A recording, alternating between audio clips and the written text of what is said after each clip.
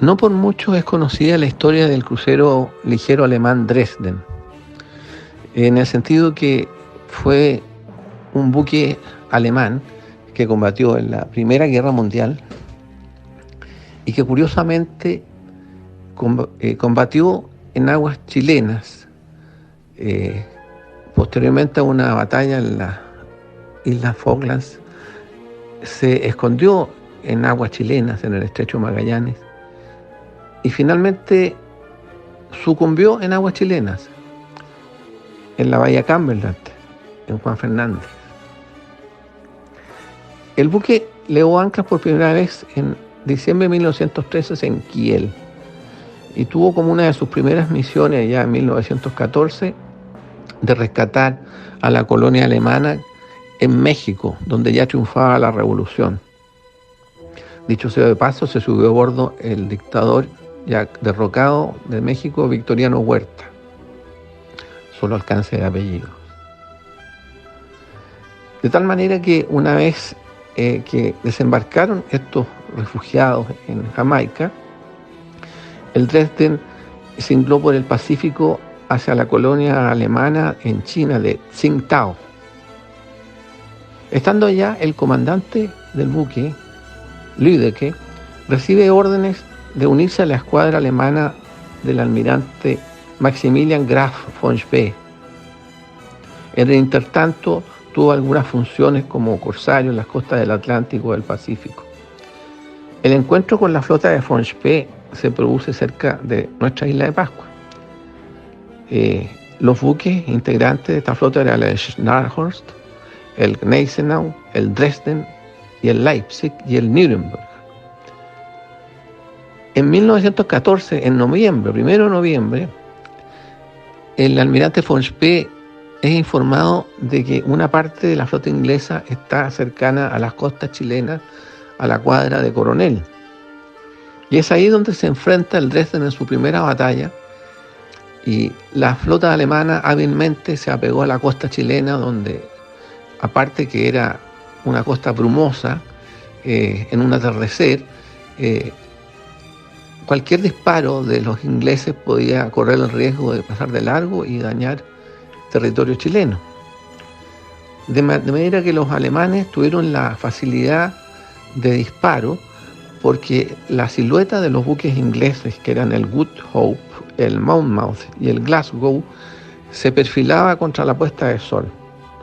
Bueno, cuento corto, el Good Hope y el Monmouth son hundidos. En el Good Hope fallece el almirante Christopher Cradock. El Glasgow alcanza a huir. Resumen, 1.700 marinos británicos murieron en ese combate. El combate o batalla de Coronel, 1 de noviembre de 1914. El almirante alemán triunfante pasa por Valparaíso con su flota, etc., y después cruza nuevamente hacia el Atlántico con la ambición de encontrar en las Islas Falklands o Malvinas, el puerto que hay ahí se llama Port Stanley, a la otra parte de la flota inglesa, y con la idea de poder destruirlo, y aparte de eso, destruir el acopio de carbón que tenían ahí los ingleses.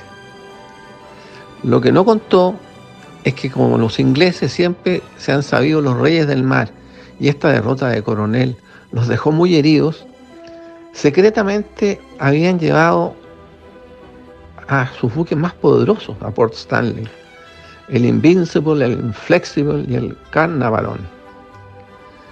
Y tarde se dio cuenta von Spee de la situación en que estaba, porque entró a la bahía de Port Stanley, que tiene una boca bastante cerrada, y se dio cuenta que estaba en desigualdad de condiciones y que estaba totalmente disminuido ante el poderío de los buques ingleses.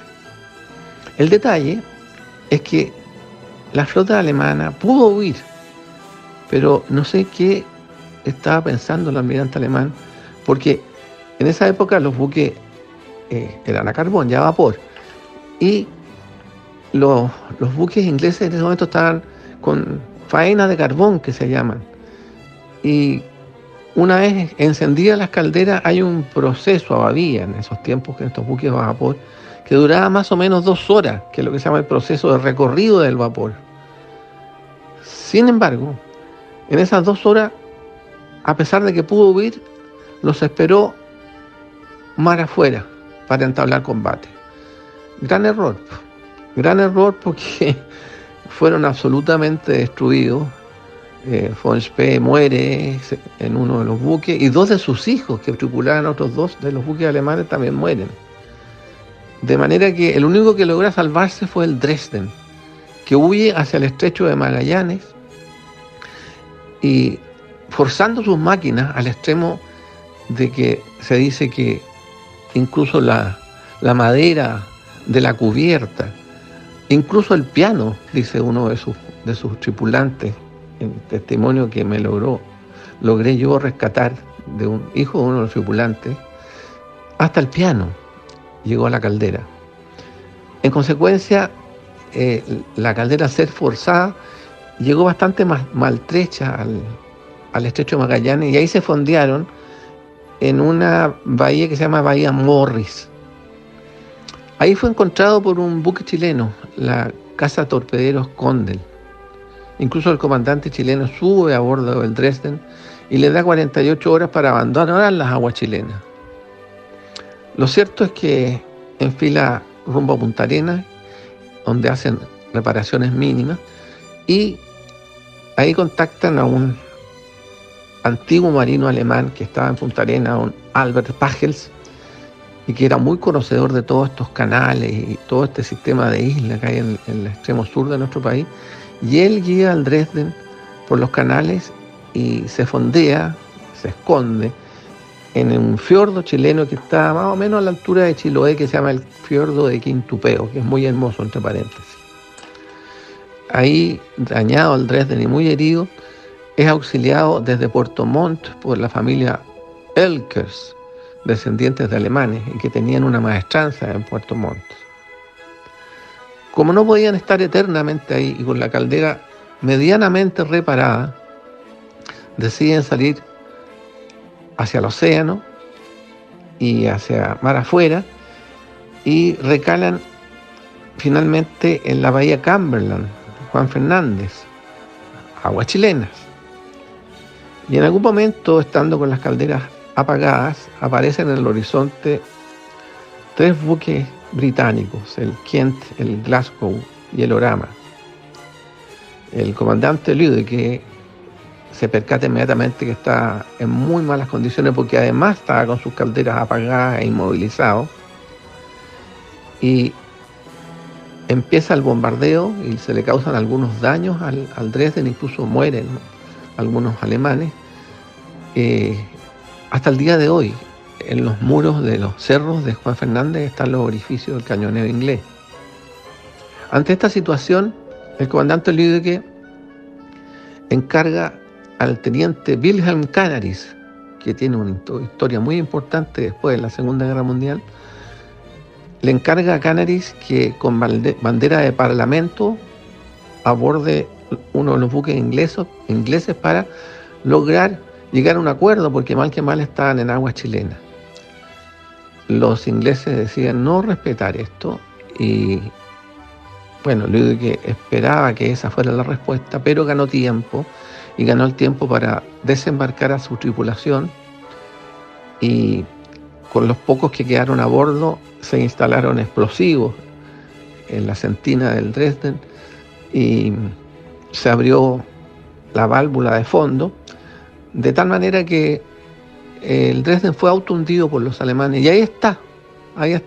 Hace no muchos años, un teniente chileno de la Marina, un bus táctico de nombre Fernando Landeta, recuperó la campana del Dresden, que en este momento está a préstamo en Alemania, pero tiene que volver a Chile.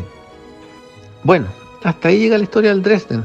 Toda la historia del Dresden, la cual me fue relatada por el hijo de uno de los tripulantes, el tripulante más joven del buque, está plasmada en mi libro Hijos de dos Guerras, el cual se puede adquirir por internet con despacho a domicilio en la página buscalibre.cl. El paréntesis respecto a al teniente Canaris, que eso puede ser otra historia, es que después de la Segunda Guerra Mundial, siendo almirante, Wilhelm Canaris participa en el complot contra Adolfo Hitler, en lo que se llamó la Operación Valkyria, en julio de 1944, junto con un oficial alemán de apellido von Stauffenberg. Bueno, ambos fueron fusilados. E incluso es más, se vinculó a este atentado al general mariscal Rommel, quien fue inducido al suicidio por Hitler por su responsabilidad en la Operación Valkyria. Pero ese es tema para otra oportunidad. Nos vemos y hablamos en otra oportunidad.